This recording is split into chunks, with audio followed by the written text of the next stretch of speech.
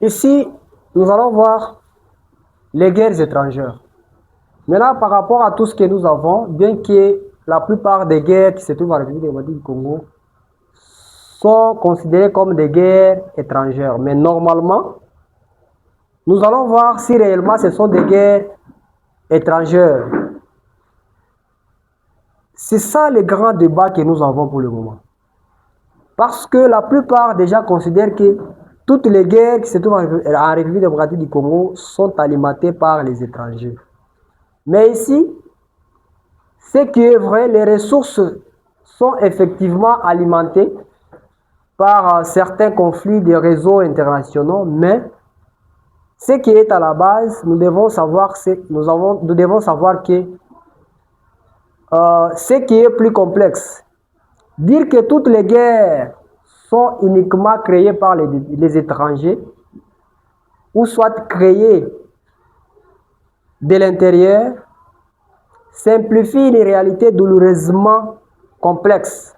Mais les conflits en RDC impliquent aussi des groupes armés régionaux ou bien locaux, des rivalités régionales, ainsi que des intérêts économiques congolais, ainsi que des problèmes de gouvernance, dont la structure que nous avons de gouvernance, ainsi que les tensions communautaires parfois anciennes. Et tout ça, ça crée des souffrances au peuple congolais qui continue toujours à souffrir alors que nous avons des minéraux capables de développer les continents et capables de développer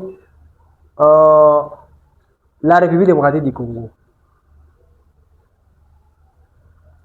Mais ici, nous allons voir les paradoxes congolais, d'où la plupart des gens disent que nous avons aussi la malédiction des ressources. Alors nous allons voir ensemble si réellement nous avons la malédiction des ressources par rapport aux économistes qui disent que le Congo a une malédiction des ressources ou le paradoxe de l'abondance.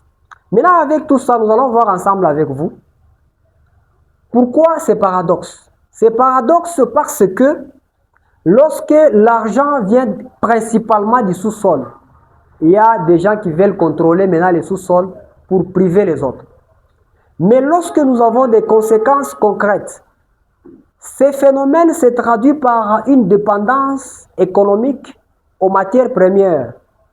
Et tout ça, c'est dans le paradoxe. Vous allez voir que, bien que il y a ceux-là qui veulent contrôler les ressources, mais une malédiction, je ne pense pas, ou bien une fatalité, ça nous allons voir ensemble.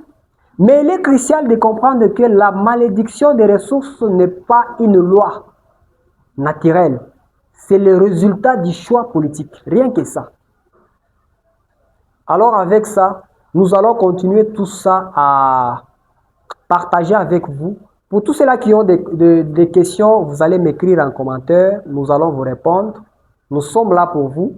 Et nous allons continuer étape par étape pour voir de quoi est-ce que la République démocratique du Congo, un pays si riche, mais qui n'arrive pas à se développer, qui n'arrive pas à booster les autres pays du monde. Mais c'est un pays qui nourrit que les grandes puissances, la Chine, la France, les États-Unis, la Russie et les autres. Mais la population congolaise reste pauvre.